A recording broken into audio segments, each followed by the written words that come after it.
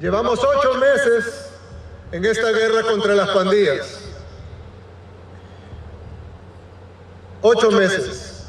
Y gracias a Dios la estamos ganando. Estamos parados en lo que hasta hace poco fue la tierra más peligrosa del mundo. Y ahora estamos en camino a ser el país más seguro de todo el continente americano. In the streets of El Salvador, a country marked by decades of violence and conflict, emerged a leader who challenges established conventions and fully immerses himself in the fight against the gangs and maras that have sown chaos.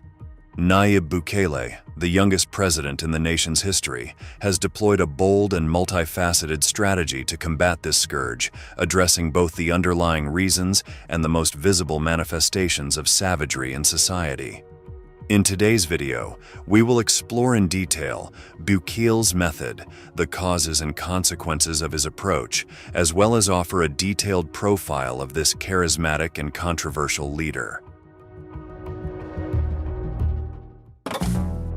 To understand the magnitude of the challenge that the president faces in his fight against gangs in El Salvador, it is essential to contextualize the situation of violence that has marked the country's recent history.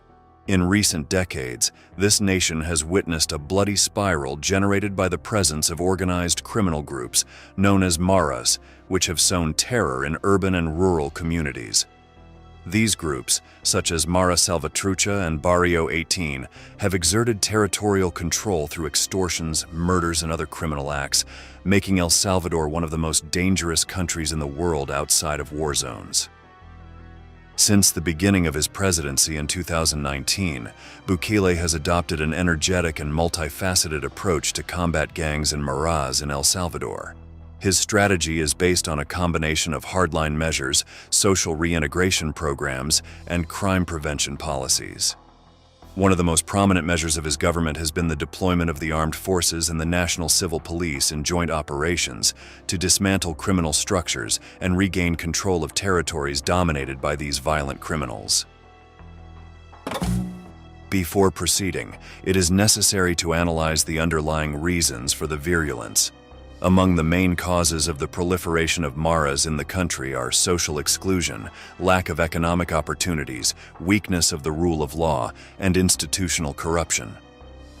While state measures can have an immediate impact on reducing violence, they also raise concerns about human rights and respect for due judicial process. Only a personality with strong, charismatic, and, to some extent, dictatorial character could carry out this transformation. Let's get to know a bit about the president's profile.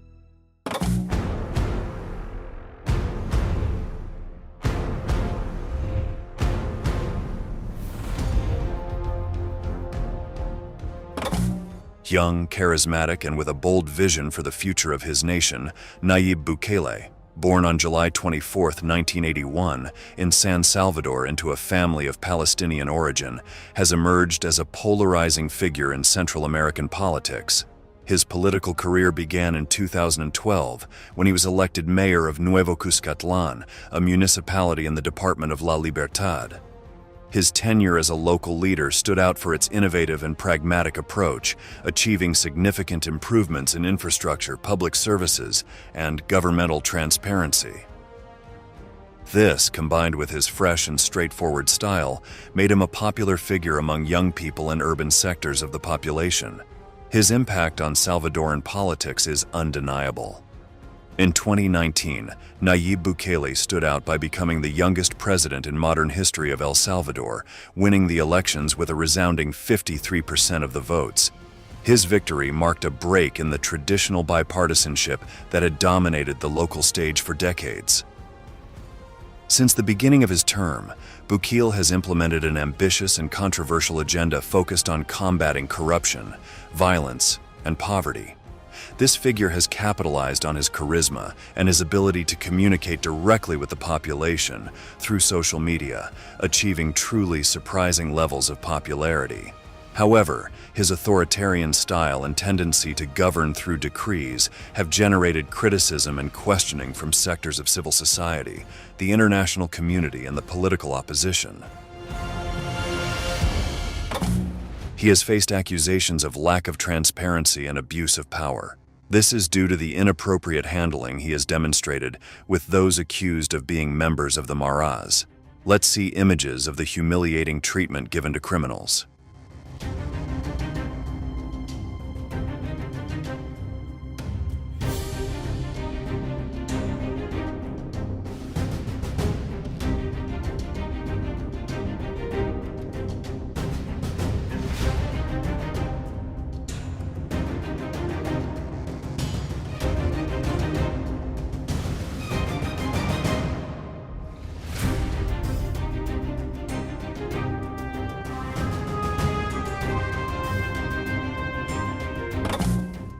Exactly 1 year ago, the Terrorism Confinement Center, also known as CCOT, opened in El Salvador, a maximum security prison nicknamed the Alcatraz of Central America.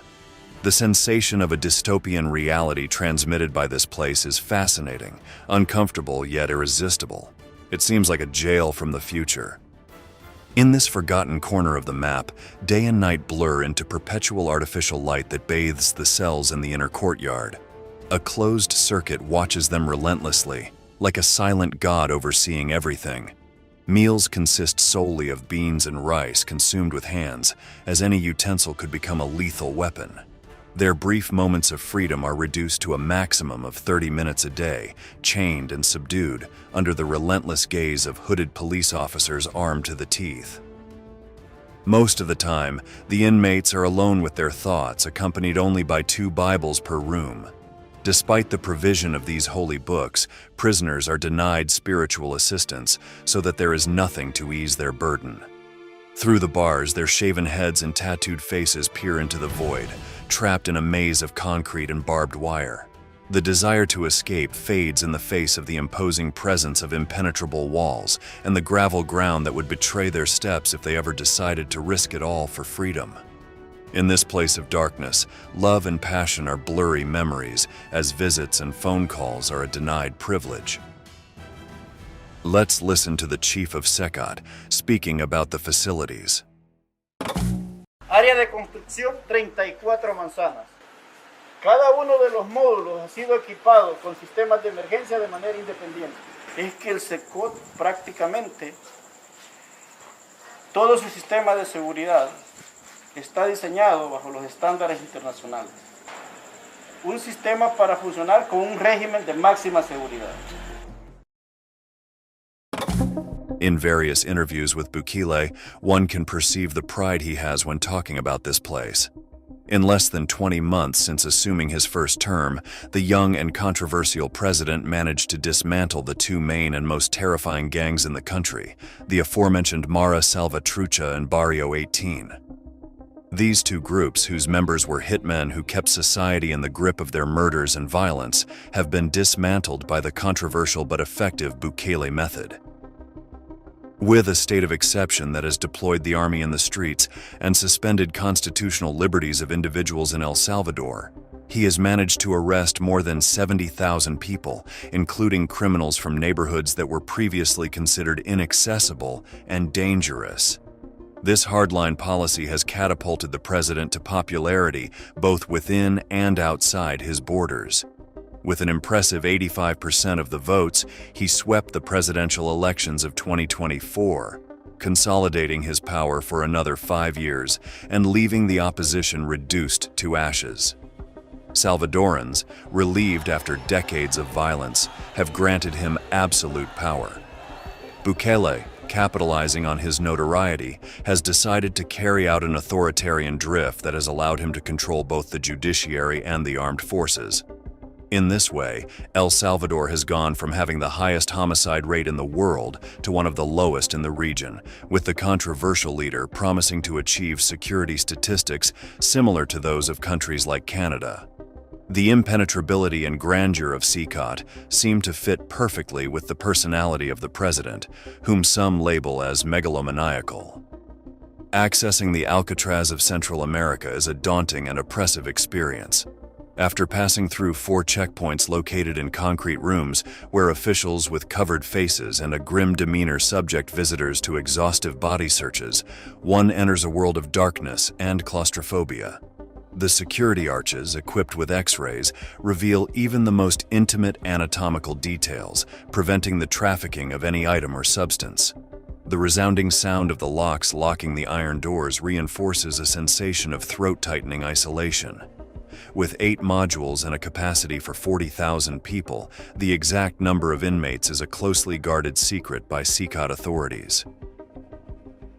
No one who has crossed the doors of this prison in handcuffs has ever seen the light of day again. Only a breath of air sneaks through an opening in the roof, unreachable for the prisoners due to the smooth and tall walls.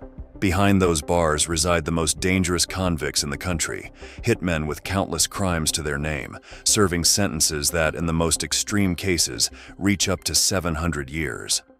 Let's see how the guards remind the inmates of their sentences daily. Miguel Antonio, date vuelta, por favor. Pásate la camisa. Miguel Antonio Díaz Sarabia, alias Castor, activo de la Mara Salvatrucha, con el rango de gatillero. Uno de los casos que sucedió en octubre de 2016 fue la privación de libertad de 4 elementos de la Fuerza Armada, quienes después de gozar su tiempo de licencia se dirigían a su lugar de trabajo, fueron privados de libertad, posteriormente torturados y asesinados por estos sujetos, condenados a 269 años de prisión.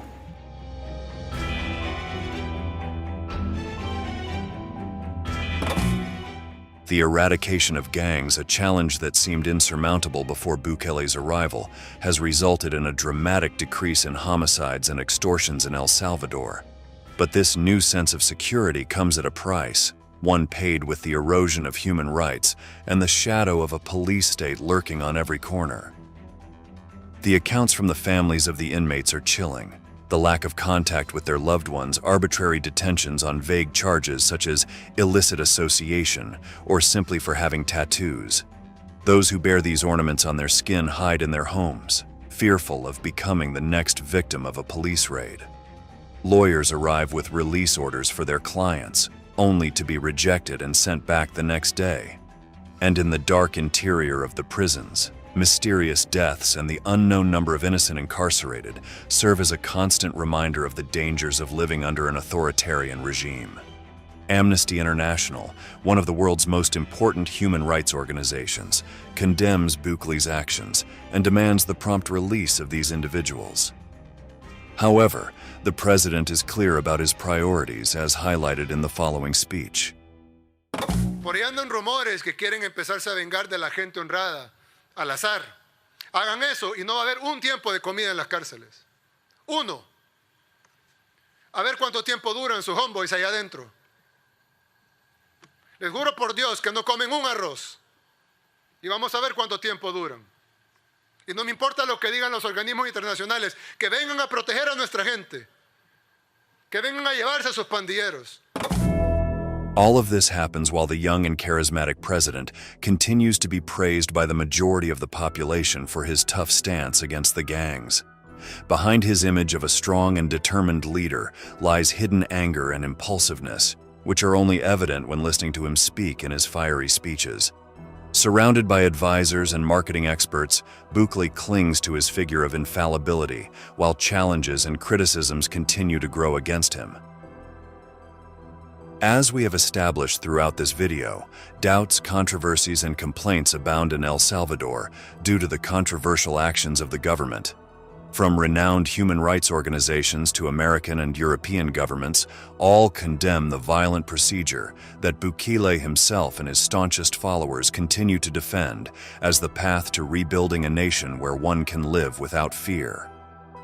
In a country that has gone from being one of the most violent in the world to one of the safest in the region, it's worth asking, at what cost has this supposed peace been achieved?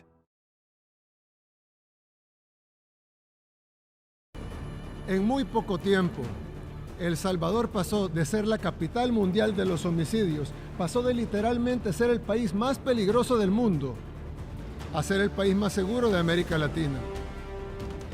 Ya no es una promesa. Es una realidad que están viviendo los salvadoreños. After El Salvador reached its peak of violence in 2022, President Nayib Bukele's government set out to reverse the criminal situation in the country. To do so, it declared a state of emergency and began a war against the most dangerous gangs in the territory. As if by magic, the word security began to become more frequent among the population. This was because around 70,000 criminals belonging to the Mara Salvatrucha and Barrio 18 gangs were imprisoned. This led to the fulfillment of the promise made by the man known as the world's coolest dictator to bring peace of mind to Salvadorans. However, it also implied the disappearance of human rights when it came to incarcerating criminals and suspects. In today's video, we're going to immerse you in this battle against insecurity so you can feel firsthand what it would be like to live the life of a gang member in Bukele's El Salvador. Inhuman treatment, a mega prison where days pass without seeing sunlight, and the high price one must pay for having ventured into the path of crime. Get ready for real danger because here we go. March 2022. Multiple days of violence in the streets escalate the war between authorities and gangs to another level. 62 murders occur in just one day, marking a new and terrifying record. This is the final warning before stricter measures are decided upon. The government of Nayib Bukele declares a state of emergency, a regime that grants greater powers to security forces to carry out arrests. Soon, this decision will be the main cause of the downfall of thousands of criminals, but at the expense of a huge array of controversies. As its name suggests, this measure is unique in nature and can only be carried out in an exceptional situation. No one could oppose the idea of combating the overflow of violence, but the methods used quickly caught the attention of human rights organizations. To begin with, under the new legislation, the government suspended the freedom of association, thereby prohibiting gatherings in public places.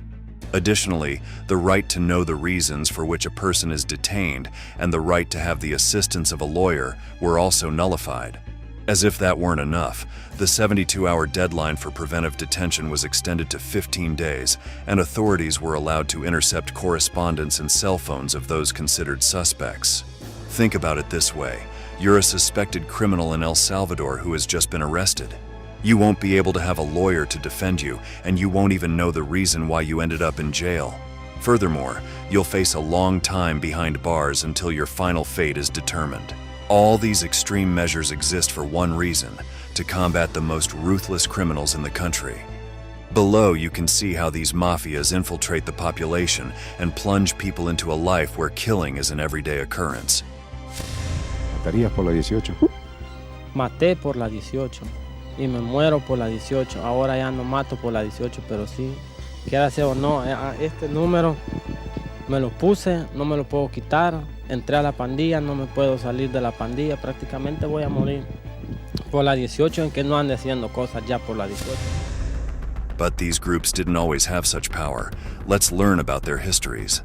The most fearsome criminal organizations in El Salvador are the Mara Salvatrucha and Barrio 18, two rival gangs that originated in the United States. Political instability and internal wars in various countries of Central America caused Salvadoran citizens, as well as those from Honduras, Guatemala, and Nicaragua, to migrate to American soil. They primarily settled in Los Angeles, where in the 1980s the first Maras were formed to protect themselves from criminals of other ethnic backgrounds. Later on, in 1992, violent clashes between these groups led to the toughening of laws. Since then, it became permissible to try minors as adults, and deportation was also facilitated. As a result, many gang members ended up in prisons and were later deported to their countries of origin. Back in their home country, the experience of a violent life within organized crime led criminals to find in their native land the perfect context to continue growing. Both the Mara Salvatrucha, also known as MS-13, and Barrio 18 or M18 were the groups that grew the most in El Salvador and unleashed their own war against each other and against the authorities. Additionally, for years, they have been involved in drug trafficking in the region, often cooperating with Mexican cartels such as Los Zetas or the Sinaloa cartel. Gang members are distinguished by the peculiar tattoos covering their faces, and they are also characterized by the use of secret languages that only they understand. Nonverbal communication predominates, sending messages through the color of clothing or hair, gestures, graffiti, or artifacts left in special places. To be part of these groups, it's necessary to undergo initiation rites that test levels of violence. Those who want to belong to any of these organizations are forced to commit crimes, including murders.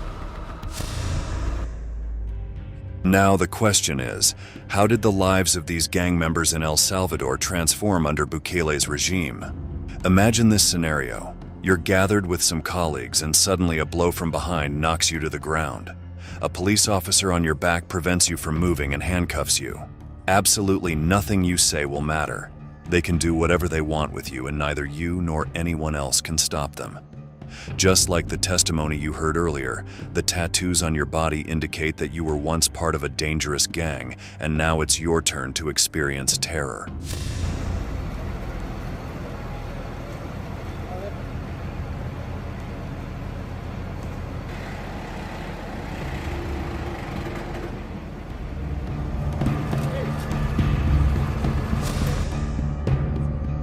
This is how you will be transported to the mega prison built by Nayib Bukele, which was used to incarcerate a large portion of the 70,000 criminals detained by his government. It's called the Counterterrorism Confinement Center, also known as CCOT, located 74 kilometers from the capital city of San Salvador in the Tecoluca Valley next to the Chichantepec volcano.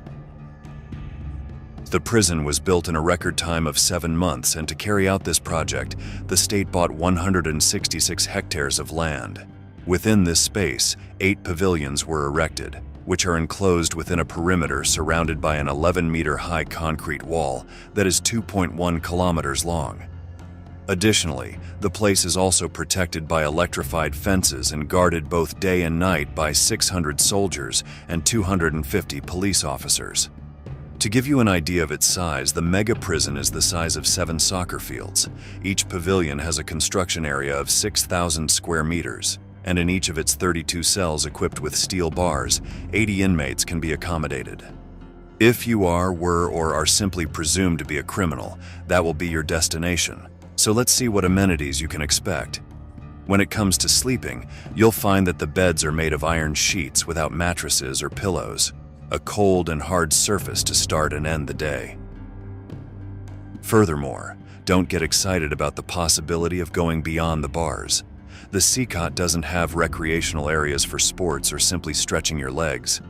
If you exceed the permitted limits, the pavilions are also equipped with so-called punishment cells, dark and windowless. There, the life of gang members with bad behavior is reduced to 4 walls, and they can't even see sunlight. Additionally, in this case, the bed becomes simply a cement platform, so it's like sleeping on the floor.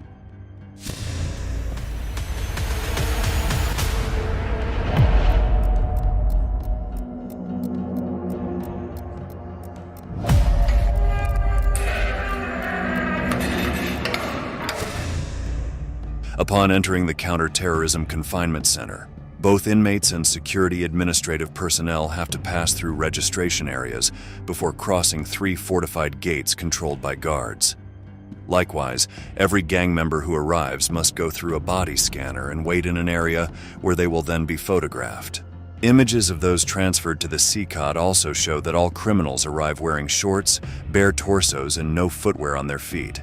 This way, when you find yourself inside this place, you'll only be a number, impossible to distinguish from any other prisoner. As mentioned earlier, the prison hasn't been built with courtyards, recreational areas, or conjugal spaces. Criminals only leave their cells when they go to a room for their virtual judicial process. Imagine experiencing it firsthand. Each of your days will be the same as the last, an endless punishment. Beyond this, it doesn't mean that the hundreds of guards aren't prepared to withstand possible riots. Security personnel are armed at all times with pistols and assault rifles, supplemented by electronic equipment that blocks cell phone signals, preventing communication from the prison. If you're the one on the other side of the bars, you'll need to be very careful because the prison staff won't hesitate to use everything at their disposal to punish you. The authorities assure that this prison is where all the criminals who planned the mourning and pain against the Salvadoran people serve their sentences. In addition to admitting that the price will be the harshest regime, they promise that the gang members will no longer walk away and will pay for what they are: cowardly terrorists. This policy aims to ensure that the members of the savage gangs get what they deserve, a sentence that they must pay in a maximum security prison. According to the country's regulations, inmates can serve sentences of up to 30 years in this prison, so if you are one of them, you will have a long time living in inhumane conditions. Nearing the end, we will tell you more about the numerous criticisms of the harsh regime in El Salvador, where complaints of human rights violations are constant. Among a long list, Amnesty International expressed its deep concern about Bukele's strict prison and called on the president to change course in his policy of mass arrests. According to the organization, this activity can only lead to an increase in abuses of power. In addition, they indicated that gang violence in the country must be addressed comprehensively, guaranteeing the rights of the entire population. Another entity that raised its voice was the NGO Human Rights Commission of El Salvador, which criticized the mega prison, pointing out that it is a shame for the country. They stated that the government boasts of having the largest prison in Latin America, which should not be seen as pride, but as a fact that entails risks of overcrowding and violence. Now, after learning about the controversies of this severe regime, it was time to say goodbye. But first, we would like to ask you, do you think you could withstand the punishment that a gang member faces in El Salvador? Thank you very much for staying until the end. We are waiting for you to join us in the next video.